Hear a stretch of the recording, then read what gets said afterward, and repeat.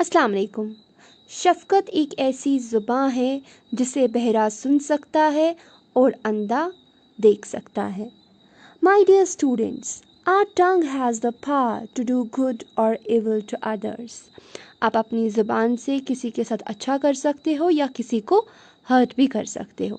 तो आज हमें एक ऐसा ही चैप्टर पढ़ना है और चैप्टर का नाम है for God's sake hold thy tongue. Let's start. आज का प्रोज चैप्टर है for God's sake hold thy tongue. खुदा के लिए अपनी ज़बान पे काबू पा लो, या यहाँ पर काबू पाने का मतलब है अच्छे वर्ड्स यूज़ करो, जो ऐसे वर्ड्स यूज़ करो जिससे किसी को तकलीफ़ ना हो। ठीक है, thy means your. Okay, so let's start reading. There are many evils prevalent among people which adversely affect their lives. One such common evil is backbiting. In this lesson, the evil effects of backbiting have been highlighted through various religious and non-religious resources. Read the lesson and find out the evil effects. तो यहाँ पर हमें समझ में क्या आना चाहिए कि हमारी सोसाइटी में बहुत सारे prevalent means common, underline the word and write down the meaning. Prevalent means common और you can say wide spread. कहते हैं कि हमारे जो सोसाइटी में हम रहते हैं, we all are social animals, और जो सोसाइटी में हम रहते हैं यहाँ पर बहुत सारे इवल्स हैं. तो उनमें से एक इवल, एक ख़राब चीज़ क्या है? बैकबाइटिंग है. ठीक है, और इस चैप्टर में हम पढ़ेंगे कि बहुत सारे रिलीजन्स ने क्या किया है, इस चीज़ के खिलाफ बोला है कि इवल इफ़ेक्ट से हमारी सोसाइटी पे, हमारे इमोशनल हेल्थ पे, हमारे मेंटल हेल्थ पे काफ़ी ज़्यादा असर पड़ता है. So let's read out the lesson and find the evil effects of backbiting and scandal mongering. Okay, like our hands, our tongue has the power to do good or evil to others. So it is common in humans to do down others by speaking ill of them behind their backs. The Quran admonishes those who indulge in such activities. हमारे हाथ जैसे दूसरों की मदद करते हैं, ठीक है, या दूसरों को नुकसान पहुंचाते हैं. For example, somebody wants helping hand, किसी को रोड क्रॉस करना है तो आप क्या करोगे? उसकी हेल्प करोगे. आपका किसी के साथ झगड़ा हो गया, उसने 2 थप्पड़ मारे, आप 4 मारोगे, तो उससे क्या हो गया? आपके हाथों की वजह से कोई हर्ट हो गया.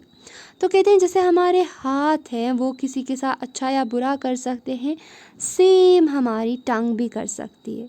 ठीक है, हम अच्छी बातों से दूसरों को अच्छा फील करा सकते हैं. ठीक है, दूसरों को एक सुकून वाली लाइफ दे सकते हैं, और अपनी ज़बान से बुराई भी कर सकते हैं. ठीक है, दूसरों को हर्ट कर सकते हैं.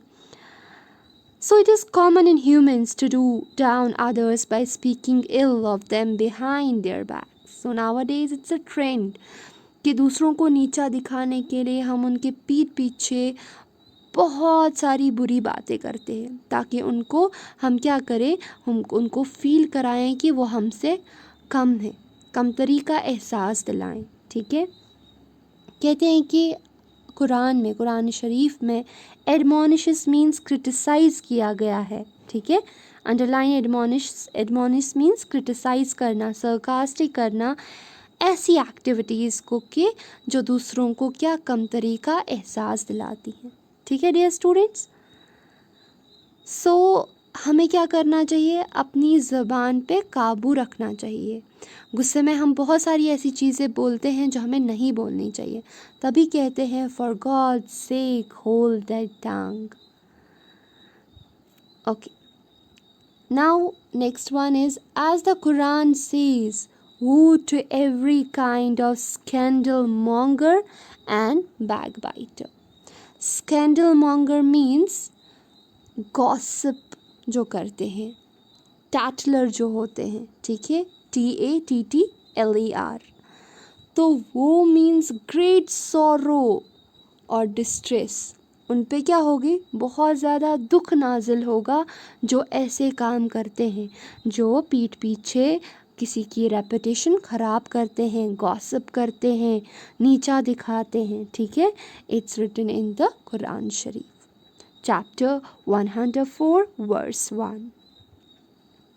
In the above quoted ayat, Holy Quran, two vices are strongly condemned in the strongest terms: scandal mongering, talking or suggesting evil of somebody by word or gesture or behavior, mimicry, sarcasm, insult, belittling of character behind their backs, even if whatever is said is true, provided the motive is evil.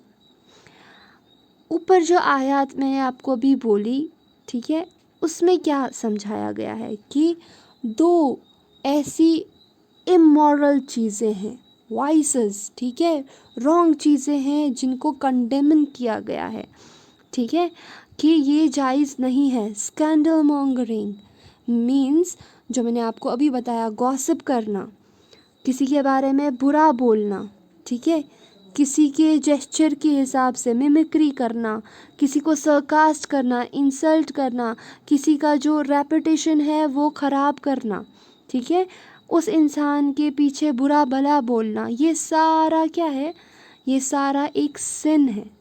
या हम ऐसा कह सकते हैं कि आप पीठ पीछे जो कुछ भी बोल रहे हो वो सच है, लेकिन आपका मेन मकसद क्या है, किसी को ठेस पहुंचाना है, तो वो भी गुनाह है। चाहे आप सच बोल रहे हो लेकिन आपकी जो नीयत है वो ख़राब है, तो वो भी क्या है, एक सिन है, ठीक है। फर्दर द प्रॉफिट मोहम्मद सल्लल्लाहु अलैहि वसल्लम, peace be upon him, said that the similitude of a person who indulges in backbiting is to a man who has eaten the flesh of his dead brother. तो यहाँ पर हज़रत मोहम्मद सल्लल्लाहु अलैहि वसल्लम ने बताया है कि हम तुलना, एक एग्ज़ाम्पल, कंपैरिजन कर रहे हैं एक ऐसा इंसान जो बैक बाइटिंग करता है, ठीक है, उसकी तुलना, उसकी एग्ज़ाम्पल, उसकी रिजेम्बलेंस किसके साथ की जाती है, एक ऐसे इंसान के साथ जो अपने ही मरे हुए भाई का फ्लैश खा रहा है, ठीक है। तो हज़रत मोहम्मद सल्लल्लाहु अलैहि वसल्लम ने क्या कहा है कि जो भी बैक बाइटिंग करता है वो एक ऐसा इंसान है जो कि अपने ही मरे हुए भाई का फ्लैश खा रहा है, ठीक है। और ये कहाँ पर, ये जो है इसका जो प्रूफ है वो है reported in Sahih Muslim, okay. Also it is reported by हज़रत Ibn Hamid that he had once asked the beloved Prophet, peace be upon him, to give him a prayer for reciting. The Prophet sallallahu alaihi wasallam, peace be upon him, caught hold of his hand and suggested to recite this prayer. तो एक बार हज़रत Ibn Hamid हज़रत मोहम्मद सल्लल्लाहु अलैहि वसल्लम के पास गए थे और उनसे कहा था कि मुझे एक दुआ दीजिए, ठीक है, जो मैं पढ़ूँगा। तो हज़रत मोहम्मद सल्लल्लाहु अलैहि वसल्लम ने अपने हाथ से क्या किया था, टांग को पकड़ के बोला था, ये दुआ पढ़ना, ओ अल्लाह, I seek refuge in thee from the evil of ears, eyes, heart and tongue. Reported in Tirmizi. तो यहाँ पर क्या बोला है हज़रत मोहम्मद सल्लल्लाहु अलैहि वसल्लम ने, कि आप ये दुआ पढ़ें कि अल्लाह ताला को क्या बोले, रिफ्यूज मीन्स प्रोटेक्ट कीजिए, ठीक है, अल्लाह को क्या बोले कि आप, he means you protect us from the evil of ears, eyes, heart and tongue. Okay, dear students. However, it is not only Islam which denounces backbiting, but all the religions in the world also denounce it. तो कहते हैं यहाँ पर कि इस्लाम ही एक ऐसा religion नहीं है जो क्रिटिसाइज़ करता है किसको, बैकबाइटिंग को, बल्कि बहुत सारे, in fact all religions denounces what, backbiting, ठीक है, सब क्रिटिसाइज़ करते हैं बैकबाइटिंग को, ठीक है। For instance the Bible says, क्या बोलते हैं Bible, For we all stumble in many ways, and if anyone does not stumble in what he says, he is a perfect man, able to bridle his whole body. Stumble means गिर जाना while walking और doing something, ठीक है। तो कहते हैं कि हम सभी कभी ना कभी गिर जाते हैं, ठीक है। और जो कभी नहीं गिरता वो क्या है, एक परफेक्ट इंसान है, ठीक है। जो कभी नहीं गिरता वो क्या है, एक परफेक्ट इंसान है। कैसे? Because that person is having the ability और कैपेबिलिटी कि वो अपनी बॉडी को गिरने से बचाए, ठीक है। तो उस इंसान के पास, जो एक परफेक्ट इंसान है, उसमें एक क्या होती है, कैपेबिलिटी होती है कि he can control his whole body. Fine.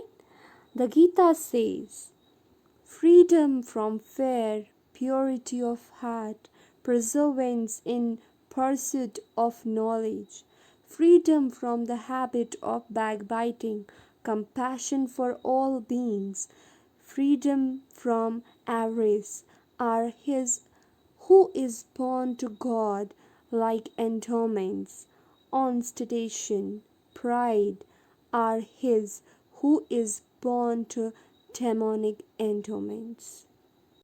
तो गीता में क्या बोला गया है, एक ऐसा इंसान जिसका दिल प्योर हो, जिसको डर नहीं हो, बहुत ज़्यादा डेडिकेटेड हो, और जिसमें हैबिट नहीं हो, कौन सी, बैक बाइटिंग की हैबिट नहीं हो। तो वो कैसा इंसान है, जो, और जिसमें फ्रीडम हो, जो आज़ाद हो, किससे, ग्रीडीनेस से, ठीक है। जो ग्रीडी होते हैं ना बहुत ज़्यादा, उनको एवरेज कहते हैं, ठीक है। तो ऐसे इंसान जिनका दिल बहुत ज़्यादा प्योर है, कोई डर नहीं। Perseverance means dedication, those people who are dedicated to attain some knowledge. Fine. Those people who are free from backbiting, who are not of a nature that they will do scandal mongering and all that, they are born to God, ठीक है। तो लेकिन ostentation means जो show off करते हैं, जिनको फजूल का ईगो, प्राइड होता है, ठीक है, वो कौन है, वो are his who is born to demonic endowments, जो डेमन से, एक एविल स्पिरिट से पैदा हुए हैं। कौन, वो लोग जिनमें क्या होता है, बहुत ज़्यादा शोईनेस होती है, जो शो ऑफ करते हैं, जो ईगो सेंट्रिक होते हैं, ठीक है। डियर स्टूडेंट्स, आई होप आपको यहाँ तक अच्छे से समझ में आया होगा, ठीक है। Let's proceed. Likewise the Guru Granth साहब says the slanderer carries a great burden of sins. Without payment, he carries loads. Fine? Slanderer means a person who speaks ill about others, ताकि उनकी रेपुटेशन क्या हो जाए, खराब। कहते हैं स्लैंडरर एक ऐसा पर्सन है जो क्या, जो गुनाहों का बोझ उठाता है, ठीक है। जैसे कोई लेबर होता है, वो बोझ उठाता है, उसको क्या मिलती है, सैलरी मिलती है, या उसको क्या, सम काइंड ऑफ मनी मिलता है उसको, ठीक है। वो लोड लेता है एक जगह से दूसरी जगह, और उसके बदले में उसको कुछ पे किया जाता है। लेकिन गुरु ग्रंथ साहब सेज क्या, कि एक स्लैंडरर एक ऐसा इंसान है जो बोझ तो उठाता है, लेकिन without receiving any kind of salary. Fine, okay. तो यहाँ तक हो गए, हमने इतना कुछ सीखा अभी तक, ठीक है। Now next slide. तो यहाँ पर मैं बताना चाहूँगी कि कुछ लोगों को लगता है back biting is a nice job, या अगर वो किसी को तकलीफ़ पहुँचाते हैं, ये बहुत अच्छा काम है। बट हम सब जानते हैं कि ये क्या है, हर एक रिलीजन में इसको कंडेमन किया गया है, हर एक रिलीजन इसको नापसंद करता है, और ये एक सिन भी है, किसी को हर्ट करना, ठीक है, अपने वर्ड से किसी को तकलीफ़ पहुंचाना, ठीक है dear students. Now next, Lord Buddha in his Eightfold Path says that one requires living a life based on right speech. तो लॉर्ड बुद्धा एटफोल्ड पाथ में क्या कहते हैं कि एक इंसान को चाहिए कि वो सच बोले, उसकी ज़िंदगी की जो फाउंडेशन है, बेस है, वो किस पे होनी चाहिए? सच्चाई पे। अब जो यहाँ पर एग्जाम्पल रबी साइमन की मैं बताना चाहती हूँ, ये बहुत इम्पॉर्टेंट है। डियर स्टूडेंट्स, बहुत ध्यान से सुनिएगा। Rabbi Simon ben Gamaliel once said to his servant, "Go to the market and buy me something good to eat." The servant went and bought a tongue. Rabbi Simeon ने कभी बहुत पहले अपने servant से बोला कि मार्केट जाओ और कुछ अच्छा लाओ खाने के लिए। जो ही सर्वेंट जाता है वो वहाँ से टांग लाता है खाने के लिए, ठीक है। On another occasion the Rabbi said, "Go to the market and buy me something that is not good." The servant went and bought a tongue once again. This time the Rabbi said to him angrily, "What does this mean? When I told you to buy something that was good, you bought a tongue. Now when told to buy something bad, you bought a tongue again." तो पहले occasion पे क्या होता है? रबी Simone क्या बोलते हैं कि कुछ अच्छा लाओ खाने के लिए, तो उसका सर्वेंट टंग खरीद के लाता है, ठीक है। उसके बाद दोबारा बोलता है कुछ ऐसी चीज़ लाओ जो अच्छी नहीं हो खाने में, तो वंस अगेन वो क्या खरीद के लाता है? टंग। तो ये जो रबी है अपने सर्वेंट से बहुत नाराज़ हो जाता है और कहते हैं इसका क्या मतलब है? जब मैंने तुम्हें कहा कुछ अच्छा लाओ तब भी तुमने टंग लाया, और जब मैंने कहा कुछ ऐसा लाओ जो अच्छा नहीं हो खाने में तब भी you bought a tongue again. Okay dear students, the servant replied, "From the tongue issues the good and also the bad. There is nothing better than a good tongue and nothing worse than an evil one." क्योंकि ज़बान से ही, इसका servant कहता है, ज़बान से ही अच्छा भी होता है और बुरा भी होता है, और ज़बान से बेटर चीज़ कोई नहीं और ज़बान से बुरी चीज़ भी कोई नहीं, ठीक है। So this one is last slide. Soon after that incident, the Rabbi invited his disciples to a meal at which both soft and hard tongues were served. The disciples ate the soft ones and left the hard ones untouched. Noticing this, the Rabbi said to his disciples, "As you choose the soft tongues and reject the hard ones, so also use only a soft tongue in your conversation with one another." और इस incident के बाद, जो कि servant और रबी के बीच में हुआ था, इसके बाद रबी ने अपने सारे फॉलोअर्स, डिसिपल्स मीन्स फॉलोअर्स को खाने पे बुलाया और उन्हें हार्ड टंग्स, इन्हें पकाने में, ठीक है, वाइल कुकिंग, उन्हें क्या रखे, कुछ टंग्स हार्ड में रखे, यानी उनको ज़्यादा सॉफ्ट नहीं किया, ज़्यादा बॉईल नहीं किया, और कुछ टंग्स को सॉफ्ट रखा। तो दोनों टंग्स क्या किए? सर्व किए, हार्ड टंग्स एक प्लेट में और दूसरे प्लेट में सॉफ्ट टंग्स। और जो सारे डिसिपल्स थे उनने सॉफ्ट टंग्स खाए, जैसे घर पे हम भी क्या खाते हैं नॉनवेज में, जो सॉफ्ट अच्छे से पका हो, टेंडर हो, ठीक है। और जो हार्ड वंस थे वो वहीं पर छोड़ दिए, उनको हाथ भी नहीं लगाया, ठीक है। नोटिसिंग दिस, ये सब जब रबी ने नोटिस किया तो अपने फॉलोअर्स को बोला, क्या?